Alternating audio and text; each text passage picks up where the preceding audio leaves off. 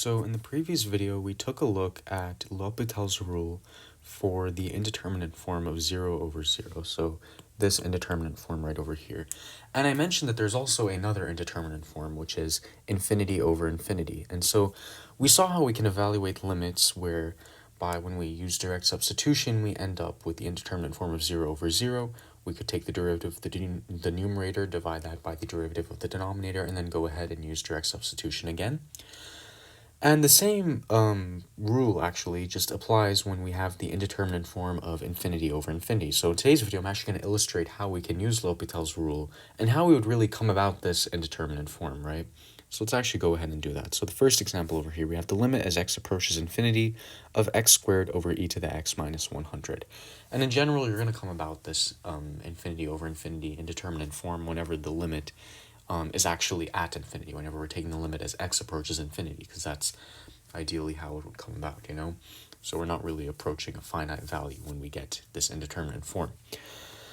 But essentially, if we were to use direct substitution, I mean, we could think about this. If we just think of some extremely large number that we square, and then we divide by e to that extremely large number, then this number in the numerator is going to become infinitely large, right? Because if we think, for example, 100 quadrillion squared, right, that's going to get infinitely large.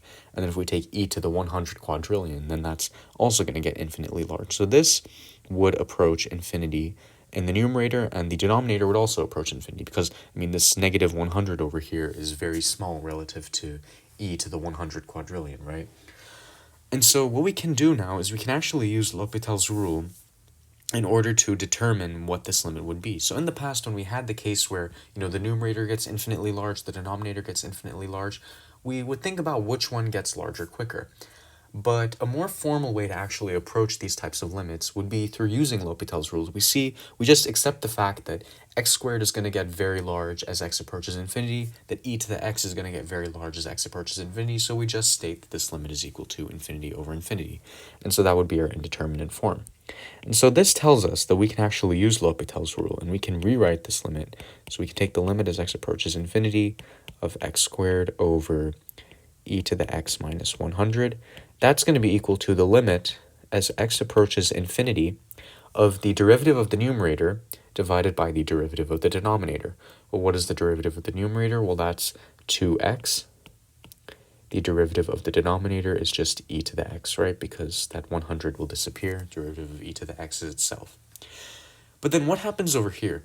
Again, if we're going to use direct substitution, 2 times some infinitely large number is just another infinitely large number, and e to an infinitely large number is also infinitely large.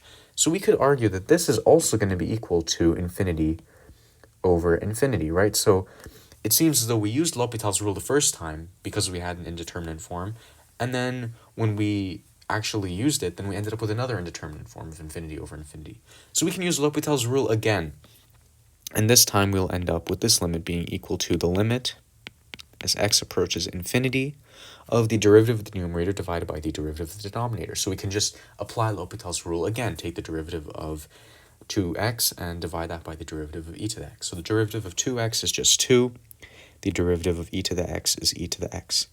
And now when we actually use direct substitution, we can actually see that this limit is going to be equal to, well, what? So the numerator, 2, is not going to change as x approaches infinity. It's going to remain constant, right? But the denominator, e to the x, that's going to get infinitely large. So this right over here is going to approach 2 divided by, essentially 2 divided by infinity. I'm going to put like, what do you say, quotation marks around that because it's a bit informal. But 2 divided by infinity, we could say, is just going to be equal to 0, right? Because the denominator is infinitely large, so this is going to approach 0. And so we're able to determine that this limit is going to be equal to 0. And so that right over there is a formal way to actually approach these limits at infinity using L'Hopital's rule.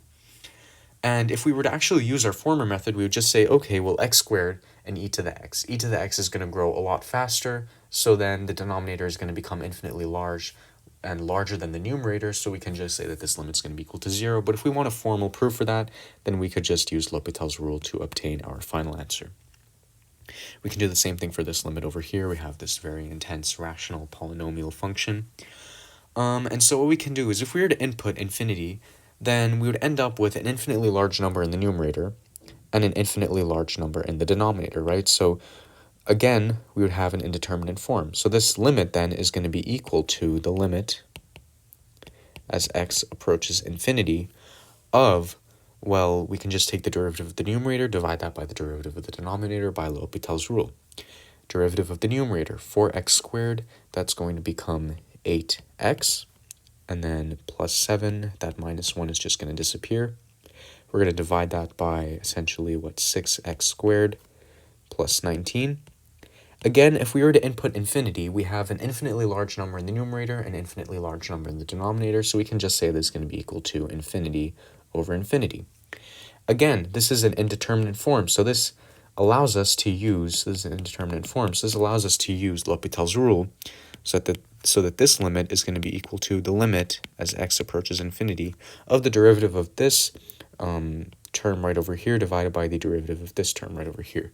And so we can apply L'Hopital's rule again. We'll end up with what? Derivative of 8x plus 7 is just 8. The derivative of, I don't know why that line was bent. The derivative of our denominator is going to be, what, 12x? And so we can see now that as x approaches infinity, our numerator is going to be held constant. Our denominator is going to get infinitely large. And so this, again, will also approach 0. And so that would be our final answer right over there. And again, we could have solved this a little bit analytically. We could think, okay, well, 4x squared is going to grow a lot larger than 7x and negative 1. And 2x cubed is going to grow a lot larger than 19x. So we could just say that this would be the limit, as x approaches infinity of 4x squared over 2x cubed. And then that's going to be what? 4 over 2x, which when x approaches infinity, this is going to approach 0. So again, we could have thought of that in a different way. We could have thought as well, the highest degree term is x squared. The highest degree term, the denominator, is this x cubed term.